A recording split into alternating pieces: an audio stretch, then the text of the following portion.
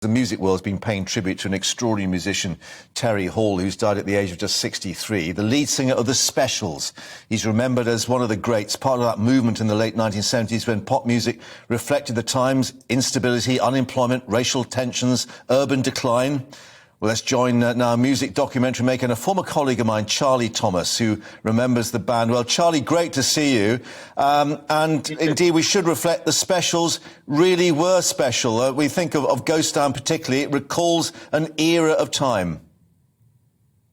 Very much so, yes. I mean, if you think that they come just a couple of years after punk, which was a very white, male-dominated movement, then came the two-tone movement, and the Specials were dead centre of that, a mixed-race band, and that was so significant. Along with them, you had bands like The Beat and UB40, and the Specials were so fundamental to that. And Terry was the lead singer of that band.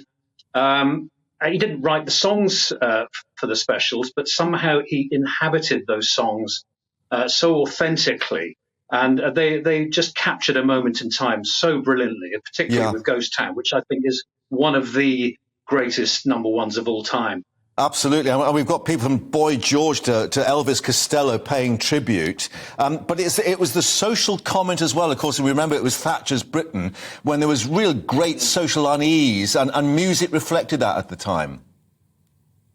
Yeah, I mean, if you remember, there was this extraordinary summer in 1981 where you had the royal wedding of Charles and Diana going on virtually simultaneously with the riots in Toxteth and Brixton.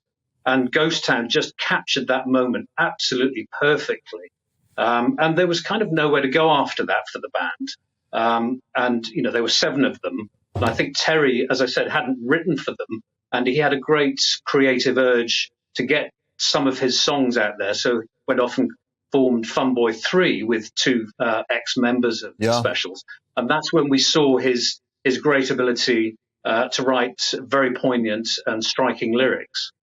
Yeah, and I'd forgotten that the band split as early as 1981. But I guess the great thing is that when we pay tribute to these bands and these characters, the music is rediscovered. And I know that they had a #1 album back in 2018, 2019, something like that. So, you know, they're still current for many people.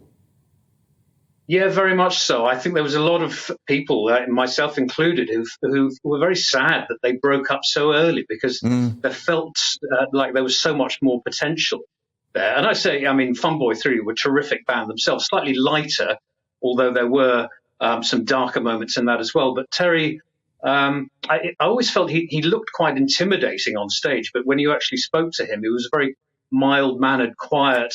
It had almost something of that sort of Buster Keaton about him, that sort of deadpan quality, and a lovely sense of humour, but quite quiet and shy. And it's such a sad thing. But, you know, as you say, they got back together again without Jerry Dammers.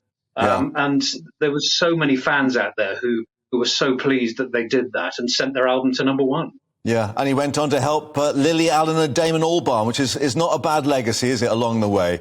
But, Charlie, great to see you and speak to you. Thank you for that. And we remember a very special band indeed. Thanks for your time.